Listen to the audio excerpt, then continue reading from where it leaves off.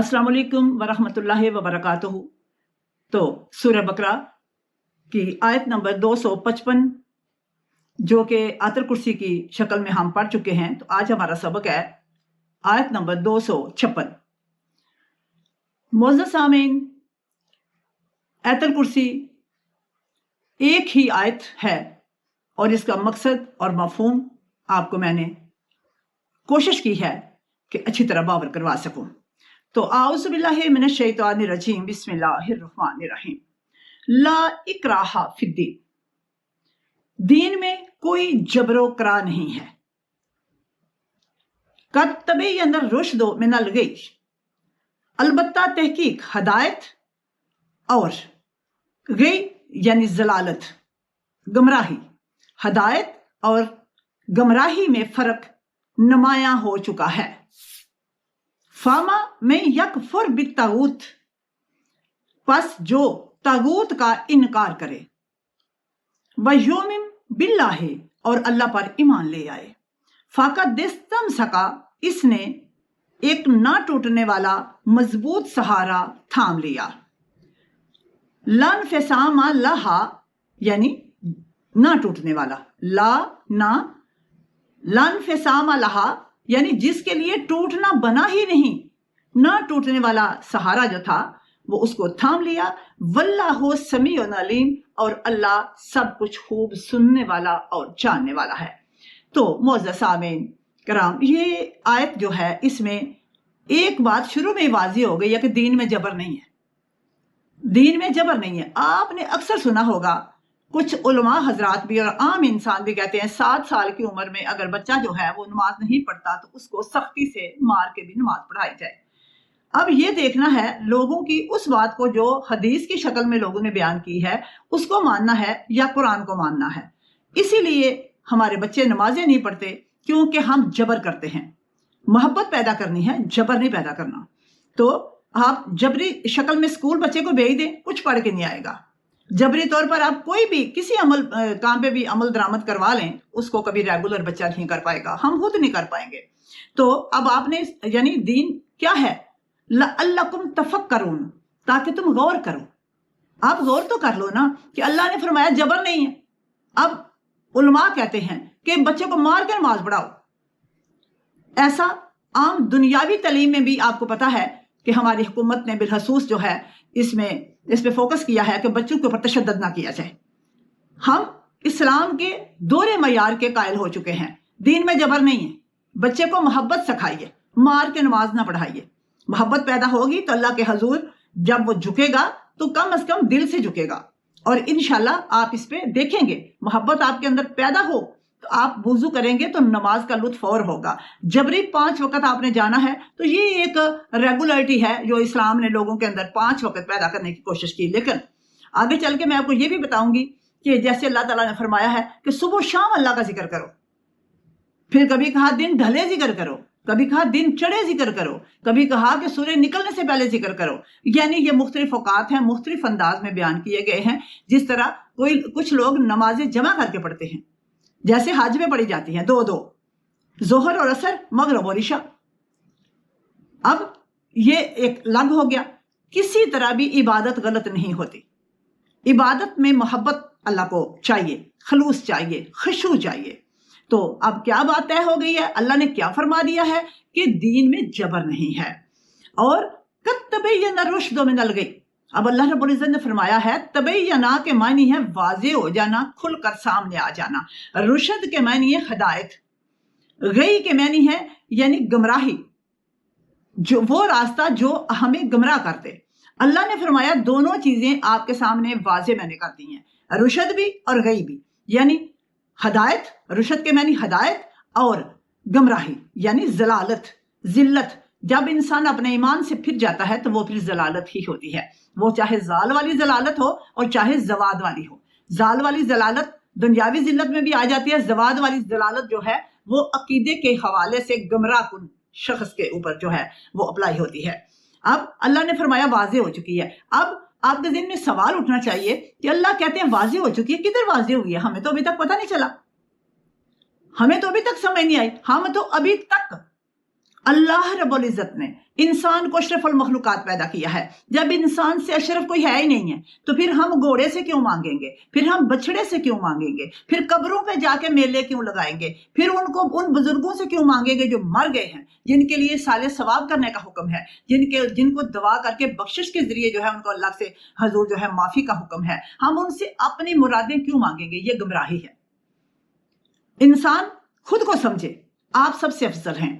आप अपने दिल में अल्लाह को तलाश कीजिए, अपनी शहरत में अल्लाह को तलाश कीजिए, अपने अमाल की सलाह के जरिए अल्लाह को तलाश कीजिए। कहीं आपके लिए हदायत नहीं है, हदायत आपके अंदर है और आपने अलूम को हासिल करके आपने हदायत को हासिल करना है। तो ये बात वाजे हो गई, मैंने आपको हल्के फुल्के अंदाज में वाजे करने की, जिसको कहा था कर तबैयना, वाजे हो चुकी है, तो मैंने ये वाजे किया, वजाहत की है। बनो इसराइल का जैसे आपने पढ़ा कि बछड़े की मोहब्बत बनी इसराइल के दिल में किस तरह रच बस गई थी। वो कहते थे हमने जो भी मुराद मांगनी है बछड़े से मांगनी है।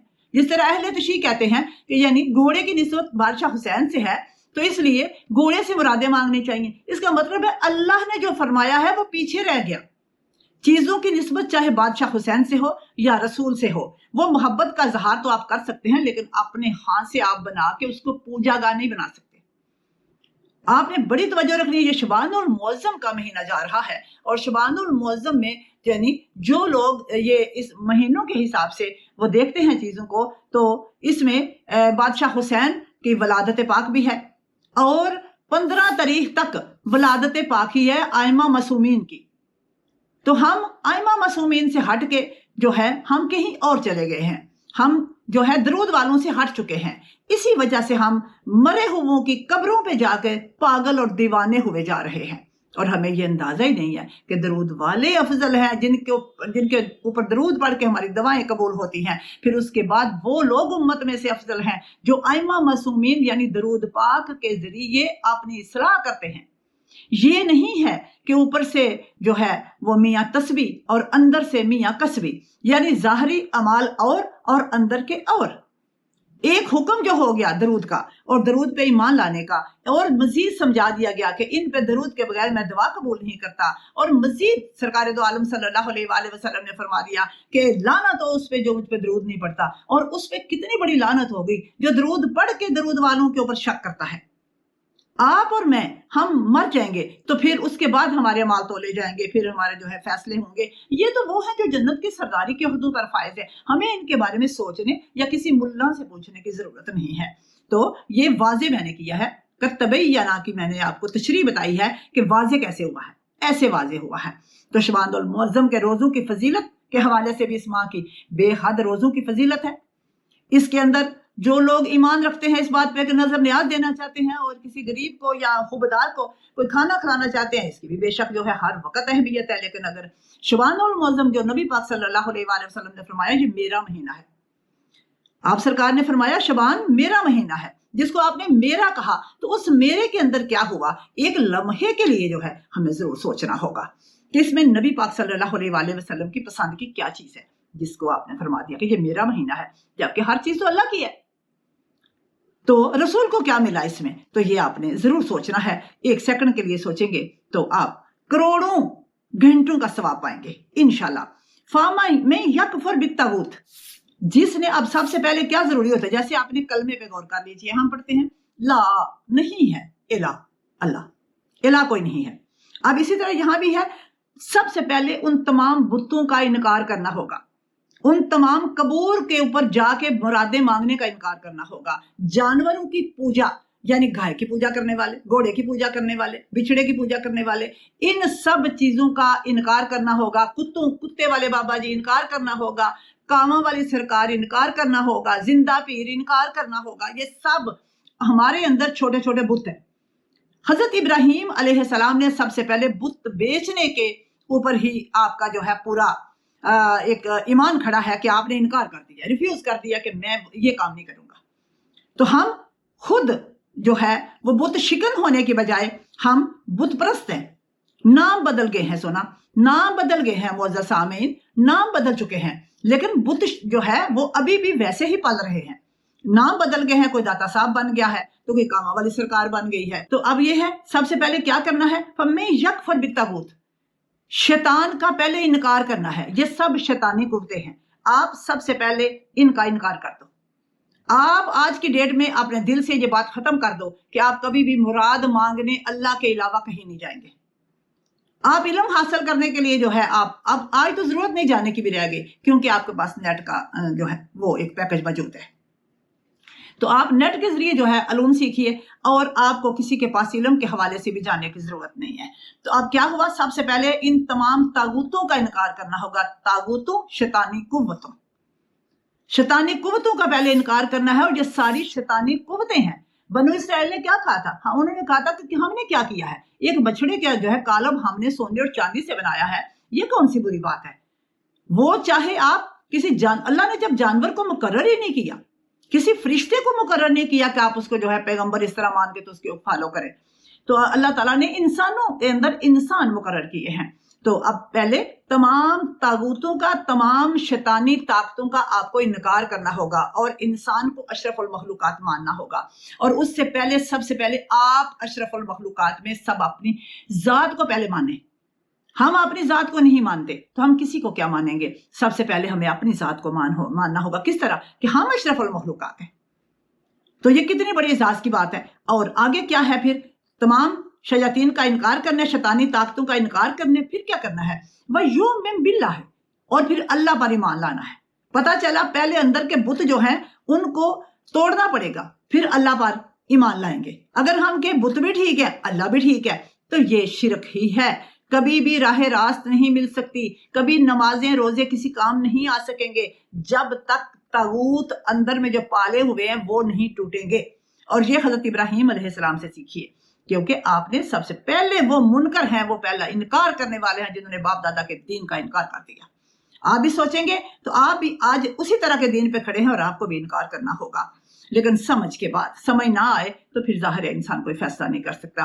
अब जो फिर तागूतों को, शैतानों को, ये बुत जो है वो अंदर से तोड़ेगा और फिर मज़ारों पे जाना छोड़ेगा, फिर मेलों में शामिल होना छोड़ेगा, फिर ये जो है तबूतों को निकालना छोड़ेगा और आर्टिफिशियल तबूत बना के उन पे रोना पीटना छोड़ेगा और डोलियां उनकी उजड़ी हुई निकाल के मुरादे मांगना छोड़ेगा, जुलूं से बेटे मांगना छोड़ेगा, तो फिर वो अल्लाह पर ईमान लाएगा। तो फिर वो क्या करेगा, फाका दिस्तम सका बेलोरवतिल वुस्का, फाका दिस्तम सका, तो फिर उसने थाम लिया। दिस्तम सका का मतलब होता है पकड़ लेना। फिर उसने पकड़ लिया, किसको पकड़ा, बिल उर्वतिल वुस्का, मजबूत सहारे को थाम लिया।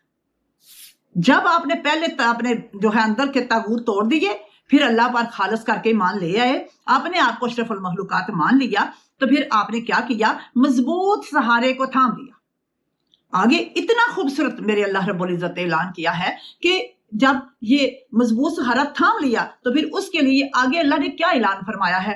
कुरान कितनी खूबसूरत किताब है, ये पढ़ने के बाद ही लज्जत आती है। लन फैसाम अलहा, जिसके लिए टूटना बना ही नहीं है, भी अल्लाह को ना कोई तोड़ सकता है ना टूटेगा। तो अल्लाह के लिए तो टूटना नहीं बना। टूटने से मुराद होता है जिसको कभी मौत नहीं आती। एक आयत जो आयतुल कुर्सी मैंने आपको बताई है, एक ही आयत है और इसमें अल्लाह की सिफात है। अल्लाह हर वक्त जिंदा है ही है, और उसको ना ऊँग आती है ना नींद आती है, और ना वो जमीनों आसमानों की हिफाजत करते हुए थकता है। तो आप उस अल्लाह पर ईमान लाएंगे तो आपको हर जगह अपने अंदर से आवाज आएगी कि आपका अल्लाह तो यहाँ है। तो आप जब अपने अल्लाह को तलाश करेंगे तो आपको अपने अंदर से अल्लाह मिलेगा। तो ये जो मजबूत सहारा है, अगर आपने थाम लिया है तो आपको खुशखबरी जो है अल्लाह दे रहे हैं, लन फिसाम अलहा, ये सहारा कभी नहीं टूटेगा, ना दुनिया में ना हशर में ना मरते वक्त। आपको जरूरत ही नहीं कि बाबा जी आके आपको कलमा पढ़ाएं और आपकी बख्शिश करते। अल्लाह जामन है, जो आपके पास तलीमात मुस्तफ़ा पहुंच चुकी हैं उनके जरिए अल्लाह तक रसाई हासिल कीजिए।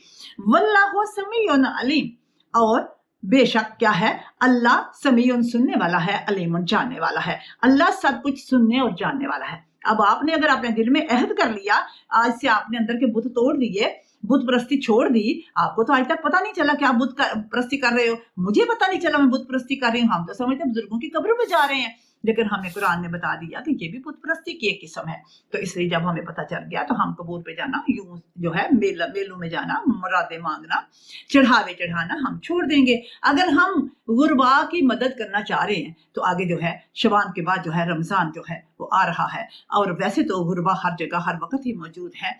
تو آپ کسی کی بھی مدد کرتے تو سب سے پہلے اول خیش بات درویش، وہ غریب لوگ جو آپ کے قریب ترین ہیں، پہلے ان کا حق ادا کیجئے، اس کے بعد جو اس سے آگے ہیں ان کا حق ادا کیجئے۔ یعنی پہلے اپنے گھر میں دیکھیے، رشتہ داروں میں دیکھیے، پھر گلی میں دیکھیے، پھر دوسری گلی میں جائیے، پھر تیسری میں جائیے، پھر دوسرے گاؤں میں جائیے۔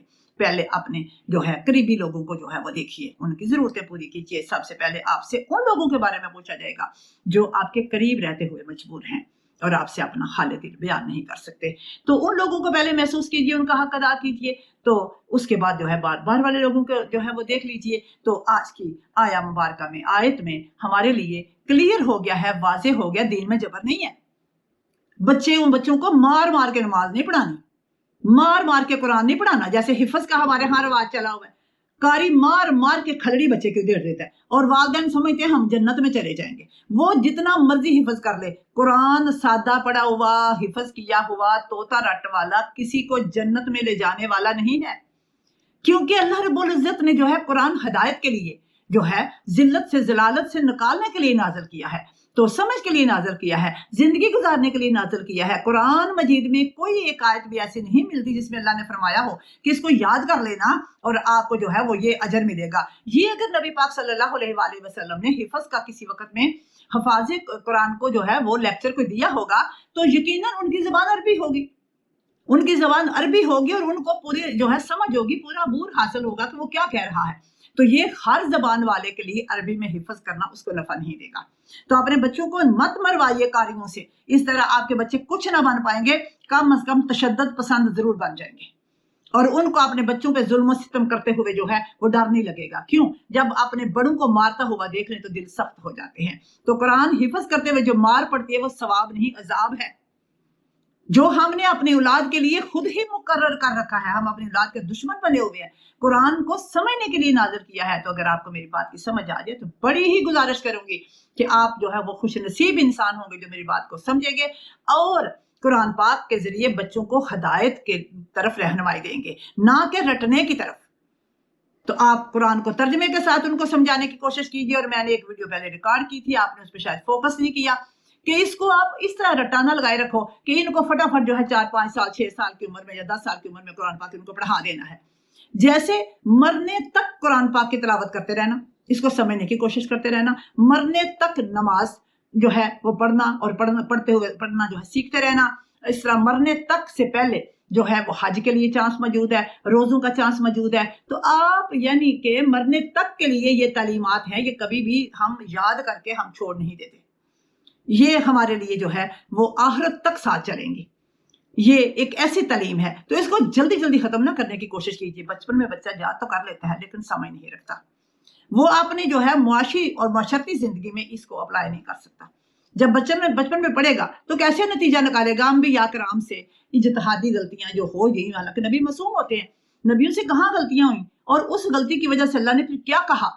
ہم اگر غلطی کریں گے تو ہمیں اللہ تعالیٰ جو ہے کس طرح پکڑ کریں گے؟ تو یہ انبیاء کی غلطیاں جو قرآن مجید میں اللہ تعالیٰ نے بیان کی ہیں، بیسیکلی وہ بیان کرنا ہے کہ غلطی چاہے نبی کی ہو چاہے انسان کی ہو، غلطی کو غلطی ہی مانا جائے گا، یہ نہیں کہا جائے گا کہ یہ غلطی نہیں ہے، کیونکہ غلطی کو پہلے غلطی مانیں گے تو پھر آگے مسئلہ حل ہوگا۔ جس طرح جناب موسیٰ علیہ السلام کے بارے میں ایک حوالہ دوں گی تاکہ آپ سمجھ سکیں کہ جب آپ نے جو ہے علم و حکمت سیکھنے کی دعا کی، حالانکہ خود پیغمبر تھے، اللہ ہم کلام ہوتے تھے، تو پھر علم و حکمت کی درخواست یعنی کہ یہ کیوں نہیں کی اللہ مجھے حکمت جو ہے علم جو ہے آپ سکھا دیجئے، لیکن اللہ سے کہا میں سیکھنا چاہتا ہوں۔